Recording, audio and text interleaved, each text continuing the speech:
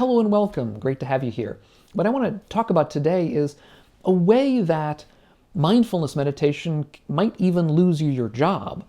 A way that mindfulness meditation sits uncomfortably with some of the work that we have to do in our daily life. This comes from a recent article at the Harvard Business Review that was posted recently on Facebook by my friend Ted Meissner, who is a mindfulness teacher. I think it raises all kinds of questions, and good questions for us. Now, many people within the Buddhist community are concerned about the proliferation of mindfulness around the world. They feel that there's a problem when mindfulness is used within, let's say, a business context, because they feel that mindfulness is best understood as an essentially ethical practice that leads towards what we might call a soteriological goal, that is to say, a goal in awakening, in enlightenment. And that if we divorce mindfulness from that goal of attaining enlightenment and simply use it as a method of reducing stress in our daily lives or making ourselves more efficient or better workers, that's a problem, because there is a clash there with the real importance of mindfulness. It's no longer mindfulness, or it's a kind of wrong mindfulness. If it's getting us to do things that are perhaps not in our best interests, not in the interests of people around us.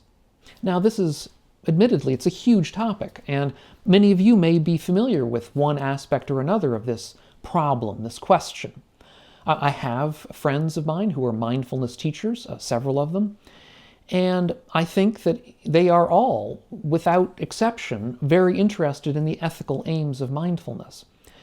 And so when we're coming at this, I think the question here that this article raises, which I'll get to in a moment, but the question about these two different potential ends of mindfulness, the one being the aim of attaining enlightenment, a total freedom from greed and hatred and delusion, and on the other hand, a use of mindfulness where it's perhaps a lighter level where we're simply reducing stress or perhaps becoming better workers. The question is, to what extent are these in conflict? My own feeling, having spent quite a bit of time looking at the early texts, is that the Buddha wouldn't have necessarily seen these as in conflict. Not necessarily, let's put it that way. It would depend on the case. That is to say that much of what we do in our daily life, coming up, working in a job, making an honest living, there's nothing essentially unethical in that. And that if we can use techniques from Buddhist practice to help us do this in a wiser way, in a more skillful way, that is perfectly fine. And that we can pursue indeed that path just as well as we can pursue the path of attaining enlightenment. These are not in conflict. Now, for the Buddha, we would eventually, of course, have to choose. Eventually it would come down to a choice. Do we want simply to pursue a path of making ourselves better people and better workers, better at our job, or do we want to attain enlightenment? We can't really do them both at the same time. However, the path of pursuing ethical living is considered in early Buddhism to be going in the same direction as enlightenment, although it's at a much, much earlier level. I mean, that's what the Buddha would have said. It's sort of like the very beginnings of the path rather than the path near its end. Now, this article that I've been discussing in the Harvard Business Review makes clear that, in fact, mindfulness is related to, closely related. It's essentially a practice that is ethical, that has ethical aims in its heart, we might say, and that we can't overcome those, and that indeed doing mindfulness practice will make us become more aware of aspects of our lives that grate against our innate sense of what's right and wrong, that it'll make us more aware of the skillful and the unskillful in our own lives, because we're spending time If we're doing mindfulness practice, we're spending time quietly investigating the nature of our own minds. And if our minds are beset by worries or concerns or doubts or regrets about things that we've done, well, we're going to be aware of that very directly. And indeed, the authors of this paper say that research has clearly shown that mindfulness training programs can improve how we focus and think, feel, and act in the moment, as well as supporting our longer-term well-being, attitudes, relationships, and performance at work. So as they say, research shows that mindfulness training can be helpful to us in our ordinary life as well as our work life. And for that reason, perhaps, it may not be surprising to some of you, although I must say it's surprising to me, that more than half of all large corporations offer some mindfulness training to their employees. I say that's surprising. I hadn't realized it was quite such a large percentage. But so that seems okay, at least potentially maybe to some of us. Others of us may be concerned about this, again, this mixing of mindfulness and work and wondering how effective it might be. Well, one of the problems comes up right in that effectiveness. In fact, this article, this is the precise point of the article that I'm discussing here, is that some research shows that mindfulness training actually can lead to lower job performance in certain kinds of jobs. Now, when is that? Well, the kinds of jobs that are at issue here are, in the main, sort of service-type jobs, like, let's say, being a waiter or being a salesperson. It's a kind of job that they describe in the article as requiring inauthenticity. That is, that puts us as employees in a position of having to pretend to feel certain things that we don't actually feel. And that's something that's required of many people in a service-type job environment, where we're perhaps having to deal with a difficult client, where we're, if we're a waiter or waitress, having to deal with somebody perhaps who's difficult, having to keep a smile on our face throughout, having to pretend things that may not be true. If we're being a salesperson, the same thing is the case. We've often heard the expression that the customer is always right, and so somebody in that kind of position may have to fake being happy or pleased, or to have to fake not having a response that they would ordinarily let go of, let's say, if they were in that position, without having the job, let's say. I mean, in other words, they might say things if they weren't in that job that they can't say as a salesperson.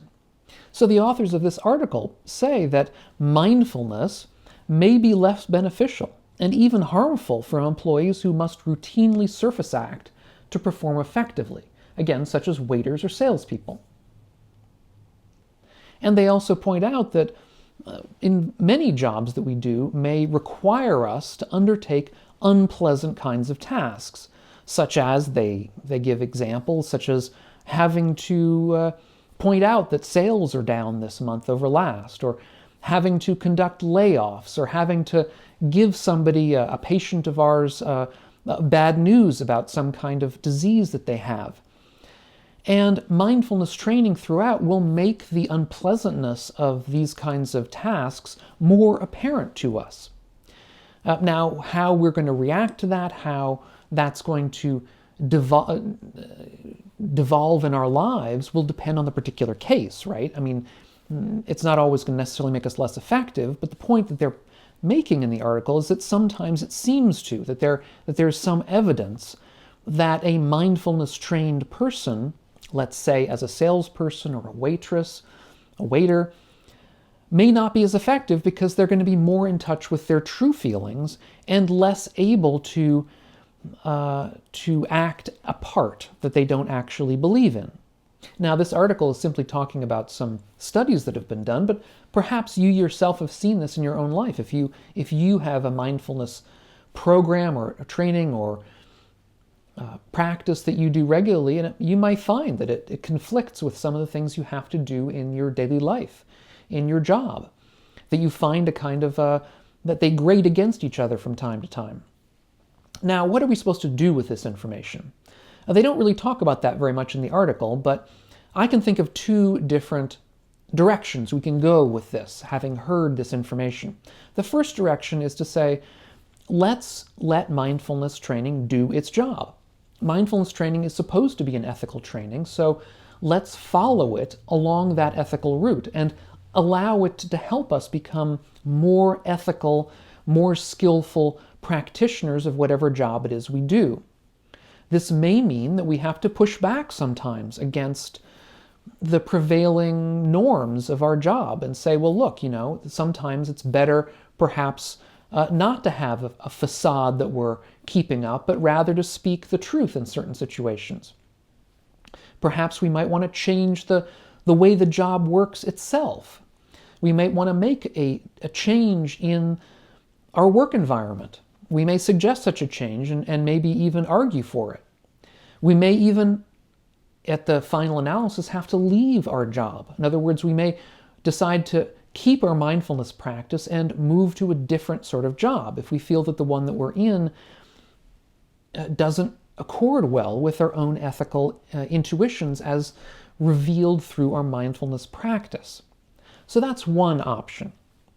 The other option is perhaps to leave mindfulness aside and to, let's say, pursue a different kind of practice, such as calming practice. Now, calming practice and mindfulness practice are very similar. They're very closely related, and in a certain sense, we practice a bit of both when we're doing most Buddhist practice, but we can do a simple calming practice that really doesn't involve much mindfulness at all. We simply, let's say, sit with the breath, we follow the breath. We're not trying to investigate the character of our mind, we're not trying to investigate the character of our experience, we're simply trying to calm ourselves down. And this kind of practice can be very, very useful in an acute sense. In other words, if we're dealing with some acute problem that's got us all agitated and worried and concerned, it can help to do that kind of practice in a way so that we calm ourselves down and we can see more clearly what needs to be done in a particular situation. On the other hand, if we use calming practice in a more chronic, that is to say, long-term situation, let's say in a job that we have to make a living at over months and years, then calming practice may simply be papering over a deeper problem. It may become more of a, let's say, a palliative rather than a cure, where we're making ourselves feel better in the short term, but in the longer term, having to put up with deep stresses that are really not being dealt with properly. And in that case, simply using a practice of calming may not be to our best long-term interest. But I think each case is different, and I think each of us individually has to look at our own lives and decide which one of these makes more sense. Some of us may have no choice and simply be forced to remain in whatever job it is that we have, or feel that we're forced to, and feel that we have no other option. Whether that's the case or not, again, will depend on the precise example that's ahead of us or that's in front of us. There's no way to say it in a general sense. But some of us, again, may feel that we have no option other than simply to calm ourselves down and move forward with whatever it is we have to do. And of course, all of us have difficult things in our daily life that we simply have no other way. We have to just work through them. And the article ends by saying that there aren't any easy answers to this problem. And I think that is really a big takeaway, that mindfulness, if properly practiced, will inevitably push up against some problems that come up with being in a business, with being in a group with other people. That there are going to be stresses that simply are part of the practice. And there aren't going to be any easy answers. Now, if you want to know more about an early mindfulness practice, I have a video up here, I'll put up here on the screen, about a history of mindfulness that I think illuminates some of how mindfulness arose in the early tradition. If you're getting something out of these videos of mine, consider taking a look at my Patreon page and supporting the channel.